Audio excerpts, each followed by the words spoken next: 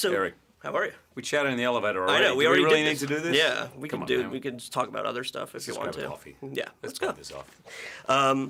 It's safe to say this is the most complex X-Men film thus far. Yeah. Were you familiar with the original storyline? No.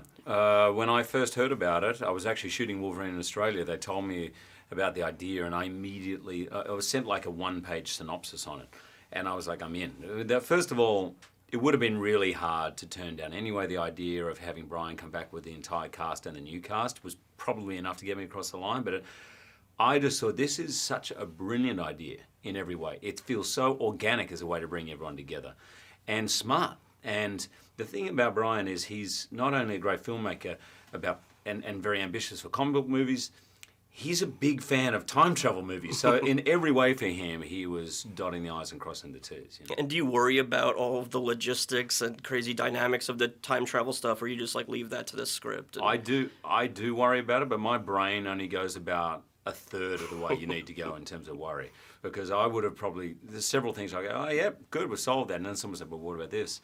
You know, it is a difficult and complex thing, and you can't sort of underestimate how hard it is to have a movie with, I don't know what it is, 15, 16 main characters. Mm-hmm. You know, that's a lot in a 2-hour period to tie up, and I just think the film does that really well. In an interesting way, Logan is sort of the voice of reason in this film. Right, it's very weird. Yeah, and everybody else, like Xavier and Magneto, they're showing all the rage. Yeah. That's a fun twist. It was really fun for me to play, because Wolverine's the kind of guy who, like, you got to get it done, let's do it, or I'm going to take your head off. And all of a sudden he had to be the mentor, he had to be almost the diplomat. Everything about what he had to do was difficult and different for me, and it was really fun to do that. In a way, I do for Charles Xavier what he did for me in X-Men 1. Right. So it felt really terrific to do, actually. It's got to be kind of fun also, the dynamic playing opposite Patrick and James, and then, you know, Ian McKellen and Michael Fassbender. What was that like? Well, I got to say, I think to fill the shoes of Ian and Patrick, really difficult. And those guys have filled them. They are phenomenal, both in First Class, and I think particularly in this. The dynamic they have is extraordinary. And actually just to be there and watch them, I mean, there's a big scene in a plane where I got to sit up the back and really watch, you know. To watch Patrick and James have that scene together, which, by the way, was James McAvoy's first day on set. Oh, wow. Literally the first thing he spoke was up against Patrick Stewart, his own character. I mean, and he smashed it, he nailed it, and it was really inspiring. Is playing Logan just as fun as it was 15 years ago the first time? More. More? It's more fun playing him now. I think maybe being a little older helps playing a character who could possibly be 200 years old and a little sort of crusty, and you know, I think it's certainly by midday, I am just literally Wolverine. Then I start to wake up a little bit and I have to do a little bit of acting. But I am cranky and crotchety and very much on the verge of taking people's heads off till about noon. Right. But I think the script is great. The challenges are great. We're taking him into areas, both in the last movie, the Wolverine, and this, that he hasn't been before. And it makes it really exciting. Without spoiling anything, the end of this film sets up a very interesting scenario. What's your vision? You mean the end? Yeah. Or both like ends. The post-credits? Yes, both. Yes, both are interesting. What is your vision of the franchise going forward? I was not sure, I'll be honest, if the movie would feel like a really wonderful, we've come full circle, this is like a great conclusion. Mm-hmm. Or whether it would feel like a fresh beginning. It actually feels somewhere in between, really, but more so a fresh beginning. And I got goosebumps at the end. There's so many payoffs for the fans. I've took some people to see the movie who had never seen it before, and they were like, you didn't need to see any of it. They really got into it. It felt like a fresh beginning. That is one of the greatest things that Brian has pulled off in this movie. Trask is an interesting character because, I mean, he's functions as the villain, but he doesn't necessarily think of himself as a villain. No. How did you approach the character? I don't think any of the great villains consider themselves a villain. It's a matter of perspective. But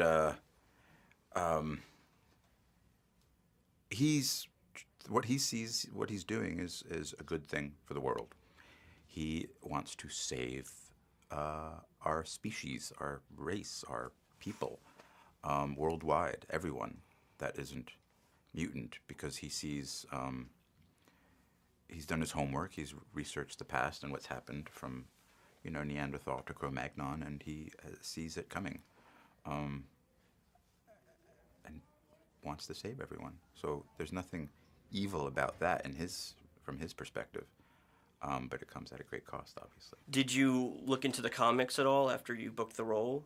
A bit, but for me, especially working on another project that's based on source material, I have to really narrow it down to the script itself, and the movies that have come before that I was a huge fan of. With Simon and Brian's character, the one that they drew of Bolivar Trask, there's different things you can draw on from the comic books, but it changes up quite a bit here and there.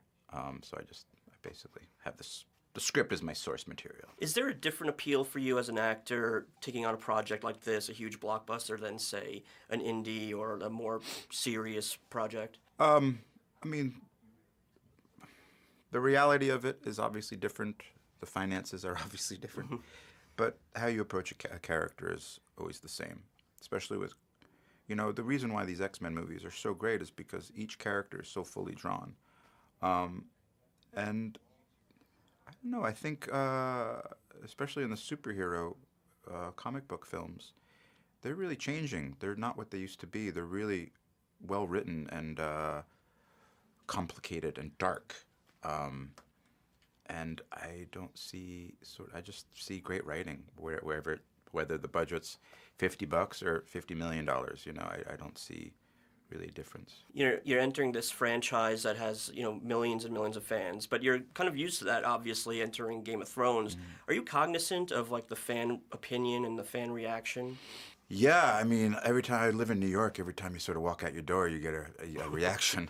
But they're great. I love the fans of this genre, sci-fi, fantasy, comic book. They're really knowledgeable, which I love, which is helpful to me, because they know things I don't know about the smallest detail of these characters. So no, it's always positive, but it's hard to keep up with this changing world of the internet and all of that, because I'm pretty much a Luddite when it comes to that. I know how to play Words with Friends, and that's the extent of it. I look at my search history, and it's Words with Friends and emailing. I wouldn't know how to explore the web too much. We should play Words with Friends later, because I'm on it. Let's exchange. Great. Yeah, I forgot my iPad. Oh, all right. My only piece of technology, I forgot. Great. But last year you did double duty at Comic-Con for Game of Thrones and this. What does that create? That's got to be sort of a new experience these last few years. What has it been like? It's a lot of fun. A lot of traveling, a lot of fun. Thousands of screaming fans, but again, I'm just a piece of a puzzle. These things are just massive, and you're part of a whole, which is which is so much fun. I'm wondering if your mindset going into this film was a bit different than it was the first time around, knowing that you had established the characters, the modern day, or the past characters, I guess. I've done it once before. Liked it. Liked it. Check. Happy to be back. Check. Had a slightly smaller part. Cross. It was, I think we felt certainly comfortable with ourselves and the parts. We knew the parts really well, and also we knew each other really well. We knew we were going to come together as a good unit and support each other, and that's always nice. But it was a new director, and it was a very new direction as well for the story to take, I think, really. So there was still I still felt that we were trying to find it as we were going, as much as we were coming back to characters we played before, for me anyway. What about knowing that, Ian and Patrick are going to be in the movie alongside you? Hugely disappointed. I kind of was a little bit to begin with. That was a bit like, wait a minute, did we not do well? We're bringing them back. Right. Did we not do well in the last movie? Just to balance it out a little bit. Why are we bringing the grandparents in? Sorry, guys. I'm going to pay for that. Yeah, you are going to pay for that, for sure, and rightly so. I know. I thought it was great. I just didn't get to do a scene, unfortunately, with Ian. We tossed a coin, and it turned out that it was James and Patrick. That's how these decisions get made, by the way. Is that winning or losing? The coin toss. Why is it always got to be about winning and losing? Why? It's the game. It's the joy of the game. It's for participation. We didn't even look. Yeah, right. So that would have been cool to have a scene with Ian. And actually, I finally got to meet him at Comic-Con, which was nice. But yeah, I thought it obviously it was a very special film for that reason. You know, that you could sort of have the original cast with the new cast, and we could see the excitement around that down at Comic-Con for sure. Yeah, definitely. What is that experience like? I mean, that's got to be kind of like overwhelming and crazy, right? I'd never done it before. You done it? I had done it, yeah. Great, I love it. It's one of the festivals that actually belongs to the fans. You know, all the other festivals that take place tend to be quite exclusive in that right. You know, it's about sort of, the people involved in the industries, and the fans are sort of behind the barriers, as it were. Here, it's like we're the guests. No, that's great. And and it belongs to them, which is fantastic. So you've got 7,000 people in a room, and they're vocal, and they're passionate, and also just it's great to see a city get taken over by Boba Fett's and Iron Man's, and of course mutants. It's a trip. We never got dressed up. We should. Nick and I did. Well, I put a mask on as well. You did, but did you go round the halls in the morning? No. Nick and I stuck on masks and went round the halls in the morning, and we just literally like BMX masks just to kind of cover our faces because we didn't want to be doing autographs for like 4 hours. We wanted to go and check everything out, and we got so many like patronising, condescending looks because our costumes were like bad. Yeah, of course. Below par. We were like, you could have made an effort, mate. Yeah. It was just like, wow, there's proper sort of levels. There's like classes in there. And people travel from, there was a girl in the, when we went outside and talking to some of the fans, a girl came over from Adelaide, and wow. Yeah, so it's, it's rightly so. You came underdressed. They're like, this is serious. I'll up my game next time. Me too. I'm going to go as Poison Ivy. It must have been a lot of fun getting the gang back together, right? I mean, what was it like? Fun? Yeah, it was so much fun. This is a terrific group of people, and we had new friends joining us on this one too, which made the adventure even pleasanter.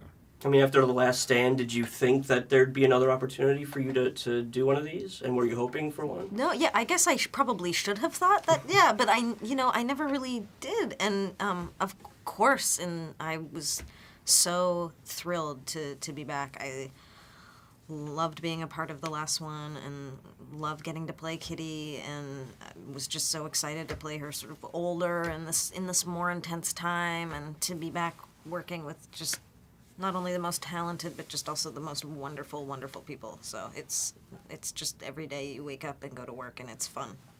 I mean, when you were making the first one, I'm sure you had an idea that it was going to be successful, but could you have imagined that 15 years down the line you'd still be making these ones? You always hope that the work you're doing is going to be enjoyed, but I don't think actors really ever think in those terms of, this could be a lifetime of work that we have here. People I've spoken to who have been in similar things often say, no, we were just doing the best we could, and everybody liked it. At the end of Last Stand, Jean Grey vaporized me, and that would have appeared to have been the end because putting him back together again was a complicated process. But that film sowed a little seed at the end of the credits that indicated that there might be a future for the good professor. And how interesting is it to be opposite James McAvoy, who's playing your younger self? I've been a fan of James for a long time. A wonderful actor. I never met him until around about the time that they released First Class, and then we had this one quite brief, but I think really quite potent scene together, which happened to be James's first day on the movie and my last day on the movie. So it worked out perfectly in that sense, and it was really rather an intense experience. How do you play a scene with yourself, how you were 40 years ago, 30 years ago? I watch it, and I'm convinced by it. It's very interesting for me watching the movie only 3 days ago. I watched James's work, and increasingly as the movie went on, I saw myself in what he was doing. Did he ask you for any pointers when he's opposite you? He doesn't need pointers from me.